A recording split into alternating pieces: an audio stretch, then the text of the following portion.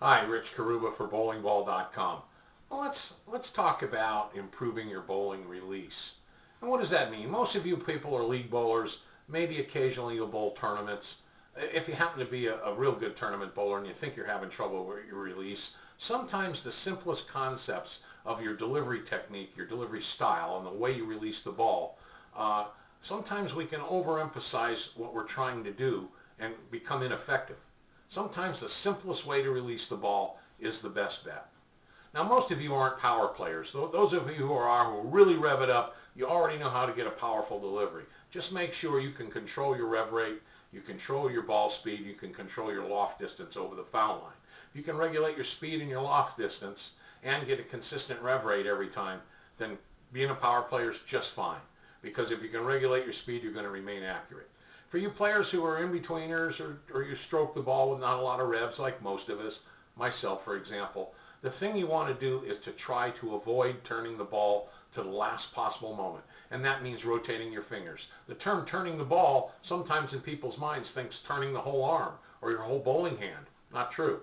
Just your two bowling fingers inserted into the bowling ball after your thumb exits the ball can just have to rotate maybe 1 inch or possibly 2 inches, and that's all you need to get a good rotation, to tilt the axis enough to get a good rolling motion on your bowling ball with enough axis tilt to help delay the roll, get good front end skid. It's easy to control. It's easy to regulate your speed with that kind of release. And the key is to make sure you don't rotate your fingers before you reach the delivery zone and until after your thumb exits the ball.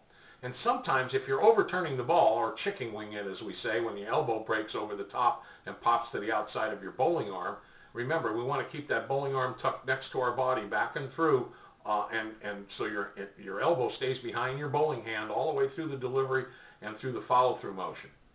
And if you can do that, you might want to think about not rotating your fingers at all, staying directly behind the ball as far as you need to be, and don't think turning at all. Because if you're overturning it, you're already overemphasizing the rotation.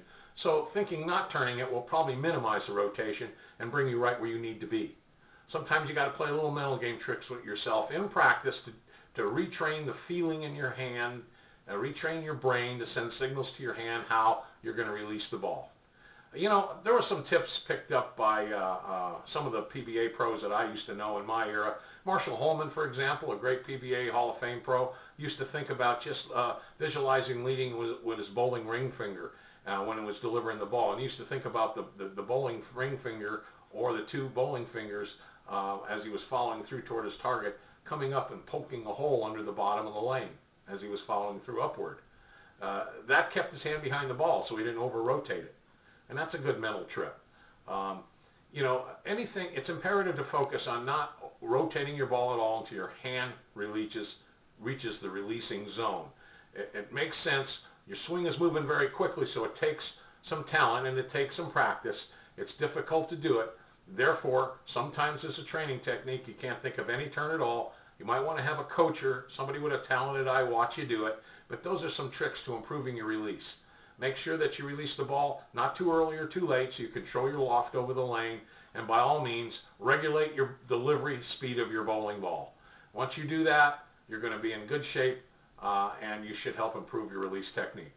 Thank you.